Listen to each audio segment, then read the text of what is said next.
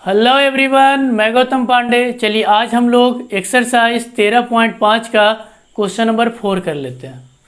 दिया हुआ है किसी महीने के 15 दिनों में एक नदी की घाटी में 10 सेंटीमीटर वर्षा हुई। यदि इस घाटी का क्षेत्रफल 97280 किलोमीटर स्क्वायर है। यहाँ पे देखिए क्वेश्चन में ये 9 नहीं है, ठीक ना, सिर्फ 7280 है। तो मैं इस 9 को मिटा रहा हूँ। हिंदी वाला बुक में आपको यहाँ पे 9 ही मिलेगा, एग्जाम्पलर का बुक में भी 9 मिलेगा बस। बट आपका एनसीईआरटी का जो इंग्लिश मीडियम का जो बुक है उसमें आप देखोगे तो 7280 ही मिलने वाला है, ठीक। तो दर्शाइए कि कुल वर्षा लगभग 3 नदियों के सामान्य पानी के योग के समतुल्य थी, जबकि प्रत्येक नदी 1072 किलोमीटर लंबी और 75 मीटर चौड़ा और 3 मीटर गहरा है।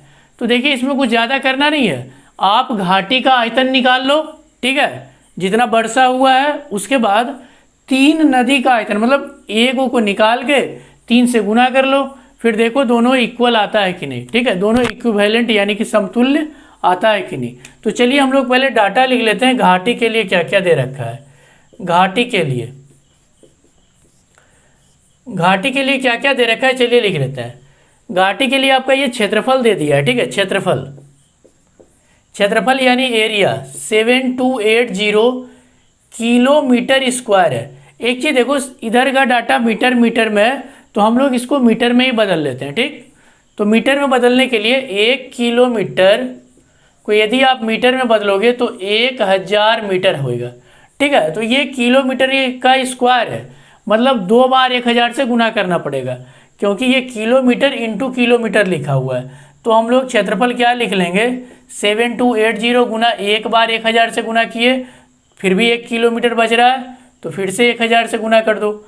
अब ये आपका क्षेत्रफल आ जाएगा 7280 पे 3 इधर 0 और 3 ये लगा लो, 123 मीटर है तो मीटर स्क्वायर, ये आपका क्षेत्रफल आ गया, ठीक है। ये डाटा बस ये ध्यान रखिएगा। अब देखो इसकी ये घाटी के लिए ये मतलब मान लो तो ये ऊंचाई है, इतना पानी हुआ है, ठीक ना, मतलब इतना बारिश हुआ है तो इसके लिए ऊंचाई का ही काम करेगा। तो देखिए मैं यहाँ पे लिख देता हूँ घाटी के लिए ऊंचाई, ठीक है ना। इसके लिए ऊंचाई कितना दे दिया है, हाइट कितना है, ऊंचाई आपका है 10 सेंटीमीटर। तो 10 सेंटीमीटर को आप मीटर में बदलोगे तो क्या 100 से भाग लगा लो। तो चलिए मैं 100 से देखो ये 10 सेंटीमीटर दिया हुआ है तो ऊंचाई क्या आ जाएगा 10/100, 10 से 10 उड़ा दो मीटर, यानी कि ऊंचाई आपके पास आ गया 1/10 मीटर। ये घाटी का पूरा मेरा आ गया, ठीक है। क्षेत्रफल आ गया, ऊंचाई, और आपको पता है कि क्षेत्रफल में यदि हम ऊंचाई से गुना करते हैं तो हमारा आयतन आ जाता है। तो सबसे पहले हम लोग घाटी का आयतन निकाल लेते हैं, ठीक है। यानी कि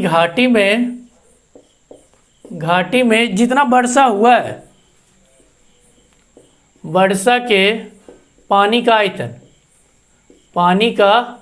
क्या हो जाएगा, ये क्षेत्रफल कितना है, इतना बड़ा क्षेत्रफल है, 7280 पे 3 शून्य 6, 3 इधर 3 इधर, तो 1 2 3 1 2 3 6 शून्य, और इसको गुना किससे करना है आपको 1/10, यानी ये ऊंचाई से।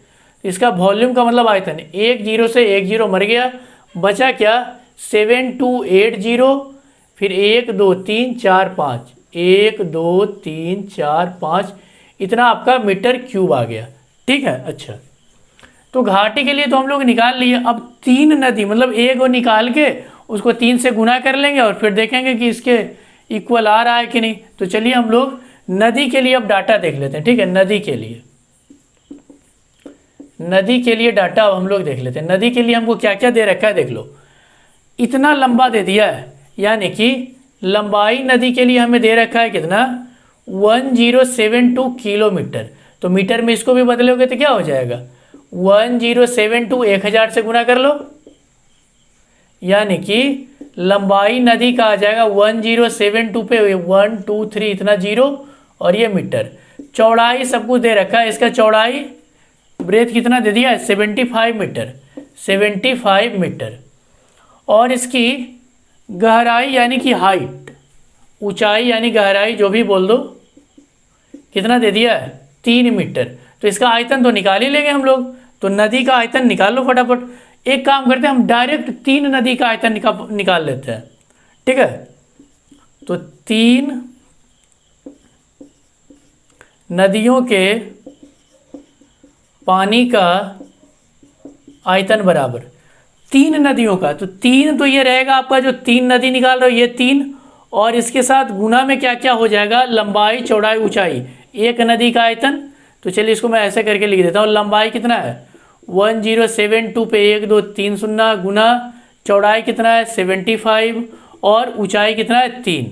ये सबका सब डाटा आपका मीटर क्यूब में आने वाला है। चलिए मैं एक बार फिर से समझा देता हूँ। 3 नदियों के पानी का आयतन, एक नदी का लंबाई गुने चौड़ाई गुने ऊंचाई, इसको मैं 3 से गुना कर दिया तो 3 नदी का हो गया। जब आप इस पूरे को गुना कर लोगे तो आपके पास आने वाला है 7236। उसके बाद आपके पास 3 2 5 0 1 2 3 4 5 0 इतना मीटर क्यूब आ जाएगा। अब एक चीज़ आप देख लो, ये इसके इक्विवेलेंट है यानी कि समतुल्य है। कैसे हम लोग समतुल्य देख लेते हैं, एक बार मैं आपको बता देता हूँ। लिखेंगे अतः 7 to 8, उसके बाद 1 2 3 4 5 6 0 लगा लो। इक्विवेलेंट यानी कि समतुल्य, ऐसे लिखा जाता है समतुल्य का साइन।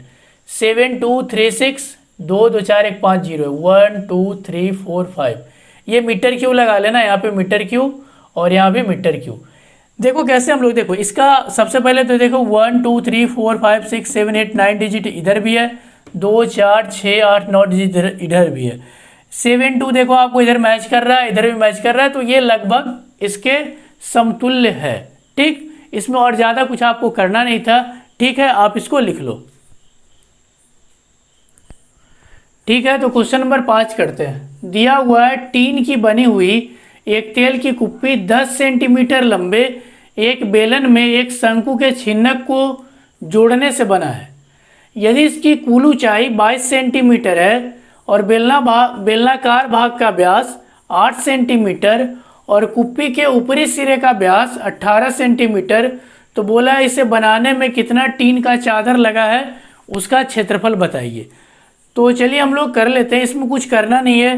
ये छिन्नक का पृष्ठ क्षेत्रफल निकाल लो और ये बेलन का निकाल के दोनों को जोड़ दो, आंसर आ जाएगा। तो चलिए हम लोग डाटा लिख लेते हैं कि किसमें क्या क्या दिया हुआ है हमारा। तो सबसे पहले हम लोग छिन्नक में लिख लेते हैं कि छिन्नक में क्या क्या दिया हुआ है और बेलन में क्या दिया हुआ है। छिन्नक के ऊपरी भाग का त्रिज्या, इसको हम लोग बड़ा वाला आर मान लेते हैं, यानी ये ऊपर वाला। ठीक है, ये चलिए मैं यहाँ पे फिगर थोड़ा और अच्छा से दिखा देता हूँ। यह एक ऐसा ऐसा है और ये इधर देख लो, ये इस टाइप का और ये इस टाइप का है। ठीक, तो ये पूरा व्यास दे दिया है आपको 18, तो त्रिज्या क्या हो जाएगा 18/2 यानी कि 9 सेंटीमीटर, तो 9 सेंटीमीटर। ठीक, क्योंकि त्रिज्या का फॉर्मूला होता है व्यास बटा 2 और व्यास 18 था, 2 से मैंने भागा दे दिया। अब छिन्नक के निचले भाग का भी देख लेते हैं हम लोग। निचले भाग का त्रिज्या, निचले भाग का त्रिज्या, इसको हम लोग स्मॉल आर यानी छोटा वाला आर ले लेते हैं। तो निचले वाले भाग का त्रिज्या कहने का मतलब क्या, ये वाला त्रिज्या आपको चाहिए, ये चाहिए आपको। और आप देख लो ये तो बेलन का है और बेलन का व्यास कितना दे दिया है 8, तो यदि आप बेलन का त्रिज्या निकालोगे तो 4 आएगा, यही तो इसका निचला त्रिज्या आ जाएगा। तो यानी कि इसके लिए हम लोग लिख देंगे 8/2 यानी कि 4 सेंटीमीटर। अब आपको पृष्ठ क्षेत्रफल का तुरंत फॉर्मूला याद आना चाहिए कि क्या होता है। तो इसके पृष्ठ क्षेत्रफल का फॉर्मूला होता है पाई R1 R2, यदि आप R1 R2 लिए हो तो, नहीं तो capital R plus small r into L. ठीक, तो एल तो है ही नहीं, एच दिया हुआ है, वो भी एच हम लोग कैसे निकालेंगे देख लो बढ़िया से। छिन्नक की ऊंचाई पहले निकाल लेते हैं। छिन्नक की ऊंचाई, तो छिन्नक की ऊंचाई क्या हो जाएगा, इसको चलो हम लोग कैपिटल एच यानी बड़ा वाला एच मान लेते हैं। पूरा देखो 22 है। ठीक, और 22 में से ये वाला 10 घटा दोगे तो छिन्नक का ही तो ऊंचाई बचेगा, यानी कि इतना ही दूर दूर तो बचेगा, यही तो चाहिए आपको। पूरा का पूरा 22, ये आप 10 घटा दो इसमें, तो ये जो बचेगा ये तो ऊंचाई बच जाएगा आपका। तो इसके लिए हम लोग क्या लिखने वाले, 22 माइनस 10 बराबर कितना, 12 सेंटीमीटर। अब हम लोग इसका एल भी निकाल ही लेते हैं छिन्नक का, हालांकि बार बार छिन्नक, चलो कोई बात नहीं है। छिन्नक के एल यानी कि तिर्यक ऊंचाई, तिर्यक ऊंचाई, तिर्यक ऊंचाई को हम लोग एल से लिखते हैं। और एल का फॉर्मूला क्या होता है, जल्दी से बता दो। Root under R plus R, यदि आप, मैं बताया ना, यदि आप स्मॉल लेते तो R1 R2 लिखते, मैं एक बड़ा ले लिया छोटा तो ये, और प्लस h का स्क्वायर, ऊंचाई का स्क्वायर। ठीक, सारा डाटा आपके पास अवेलेबल है। R बड़ा वाला कितना 9 है तो 9 लिख लो, छुट्टू वाला कितना आपको है 4 तो 4 लिख लो, और फिर क्या है, सॉरी माइनस होता है यहाँ पे, माइनस फॉर्मूला में माइनस होगा, ठीक है। और प्लस ये ऊंचाई कितनी दे रखी है आपकी 12, तो 9 में से 4 घटाओगे तो कितना बचेगा, 5 का स्क्वायर प्लस 12 का स्क्वायर, 5 का स्क्वायर 25 और 12 का 144। जब आप इसको जोड़ोगे तो 169 और इसका वर्गमूल कितना आता है 13 सेंटीमीटर। ठीक, तो एक काम करो, आप पहले इतना जल्दी से लिख लो, ठीक है। चलिए इसको मैं मिटा देता हूँ। ये हमारा एल आया कितना है 13 सेंटीमीटर, ठीक, अभी निकाल के लाया हूँ। तो इसको मैं क्या लिखने वाला हूँ, इसके लिए मैं क्या लिख देता हूँ 13 सेंटीमीटर यहाँ पे, क्योंकि अभी मैं तुरंत निकाला हूँ। सारा डाटा हमारा छिन्नक का आ चुका है। अब हम लोग बेलन में देख लेते हैं, बेलन में क्या क्या मेरा दिया हुआ है। बेलन में चलिए क्या क्या दिया हुआ है। यहाँ पे आप इतना मत लिखना, आप यहीं पे लिख देना छिन्नक में ऊपरी त्रिज्या, निचली त्रिज्या, ऊंचाई, आपको ये सब इतना लिखना नहीं पड़ेगा। बेलन में देखो क्या क्या दे रखा है, बेलन की ऊंचाई दे दी है, ये बेलन की ऊंचाई 10 दे रखा है, यानी बेलन में इसकी चलो ऊंचाई में स्मॉल एच यानी छोटा वाला एच ले लेता हूँ 10 सेंटीमीटर। और बेलन का त्रिज्या बता दो कितना होगा, ये पूरा का पूरा 8 है, तो 2 से भाग लगा देंगे तो 4। 2 से भाग क्यों लगाओगे सर, क्योंकि ये व्यास दिया हुआ है और त्रिज्या निकालने के लिए हम लोग 2 से भाग लगा देते हैं। तो बेलन के लिए त्रिज्या r कितना हो जाएगा 8/2 यानी कि 4 सेंटीमीटर। यानी कि ये r और ये छोटा वाला दोनों का r क्या है, सेम ही है, देख भी सकते हो यहाँ से। अब हम लोग क्या कर लेते हैं, पूरा जो आपको निकालने के लिए बोला है, टीन के चादर का क्षेत्रफल क्या हो जाएगा, छिन्नक का पृष्ठ क्षेत्रफल, छिन्नक के पृष्ठीय क्षेत्रफल प्लस बेलन का, यानी बेलनाकार भाग भी लिख सकते हो, बेलन का पृष्ठीय क्षेत्रफल क्या हो जाएगा, चलिए जल्दी से बताइए। तो छिन्नक का पृष्ठ क्षेत्रफल का formula pi into R plus R और into L plus 2 pi R H, ये किसका होता है, बेलन का। सारा का सारा डाटा आपके पास अवेलेबल है, पाई कॉमन ले लो तो आपके पास ये क्या बच रहा है, देखो आर कितना दे रखा है, जल्दी से बताओ। बड़ा वाला त्रिज्या 9 प्लस छोटू वाला त्रिज्या कितना 4, और ये एल कितना अभी तो निकाल के लाया हूँ 13, प्लस पाई तो कॉमन ही ले लिया हो यहाँ पे, तो यहाँ बच रहा है देखो 2 गुना आर छोटू वाला तो 4 ही है बेलन के लिए, और बेलन के लिए ऊंचाई कितना है 10। ठीक, अब बस कुछ नहीं रहा, 22/7 और ये देखो 9 और 4 13 गुना 13 प्लस ये 4 दूने के 8 दें के 80। ठीक है, ये सारा का सारा डाटा आपका सेंटीमीटर स्क्वायर में आने वाला है। अब चलिए आप इसको लिखोगे तो 22/7 गुना 13 करोगे तो 169 और प्लस 80।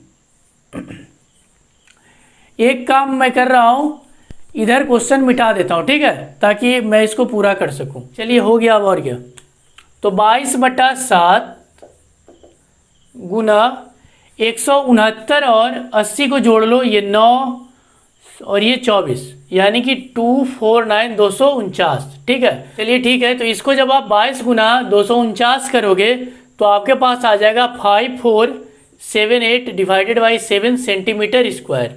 जब आप इसको 7 से भाग लगाओगे तो 782.6 4/7 सेंटीमीटर स्क्वायर आ जाएगा। ठीक है, आप इसको दशमलव में भी ला सकते हो। तो इसके आगे का जो 2 क्वेश्चन बचा हुआ है उसको मैंने आपको पहले ही करवा दिया है। आप जाना प्लेलिस्ट में, पृष्ठीय क्षेत्रफल और आयतन का दूसरा लेक्चर में ही आपको मिल जाएगा। वहाँ पे मैंने पूरा छिन्नक का, आयतन का फॉर्मूला, पृष्ठ क्षेत्रफल का फॉर्मूला और संपूर्ण पृष्ठ क्षेत्रफल का फॉर्मूला सिद्ध करके बता दिया है। पहला लेक्चर में सिर्फ फॉर्मूला लिखा हूँ और दूसरा में मैंने छिन्नक का ही फॉर्मूला सिद्ध किया है। ठीक है, तो आज हम लोग ने फाइनली पूरा का पूरा मेंसुरेशन ख़त्म कर लिया। ठीक है, तो आप इसको पहले लिख लो। हंसते रहिए, पढ़ते रहिए, मिलते हैं कल।